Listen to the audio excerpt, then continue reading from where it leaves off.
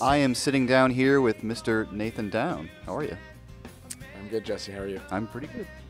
Now you played a song for us called "I'll Stay," fantastic tune. What can you tell us about it? Is there a story behind it? Do you remember the writing process of it at all? We were going to play it at a show at Reverb in Toronto, and had no lyrics for it. 2 days up to the show, so instead of I was in a bit of this weird phase of my life. So instead of being responsible and getting it done like normal writers do, I went and partied and stayed up all night and wrote the lyrics to it. Okay. And so do I remember it? Yes. Do I want to? Not so much. But so it became what it is somehow.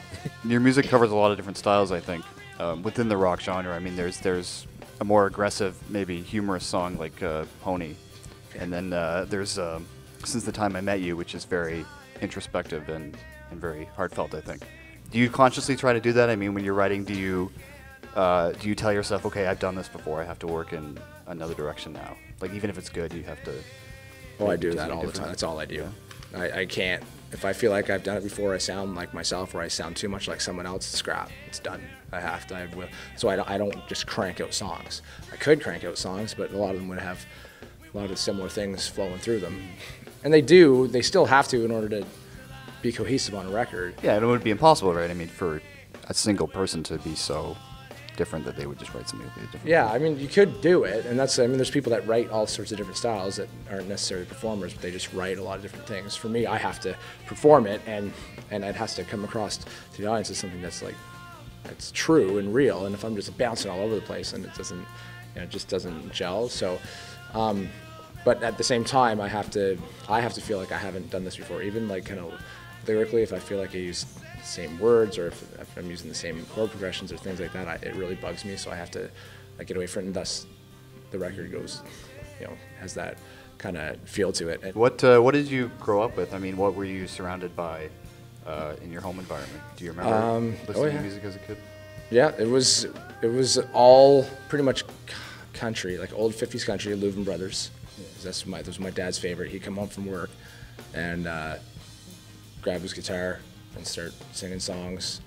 That's how he wound down at the end of the day.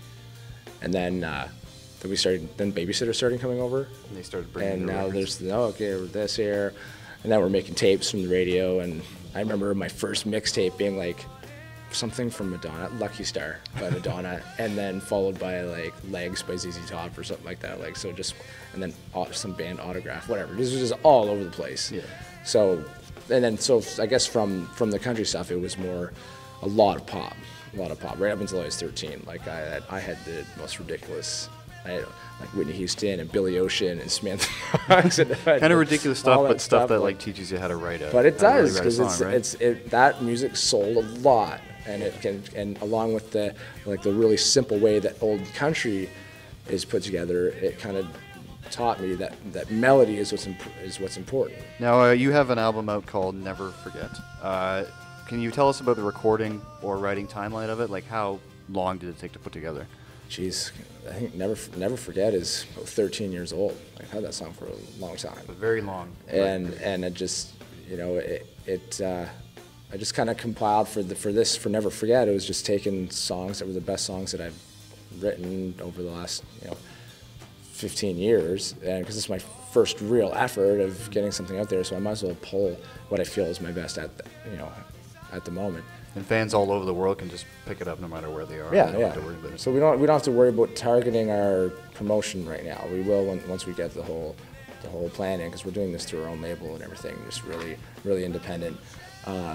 So once we're ready to really market and promote, then we can be a little more targeted. Right now, it's not as much pressure. It's there. Wherever we go, people can get it, and that's what I needed to have up first for this to work. Well, you heard it. Never Forget is available on iTunes right now, and you should definitely check it out. Nathan Down, thank you very much. Thanks, Jess.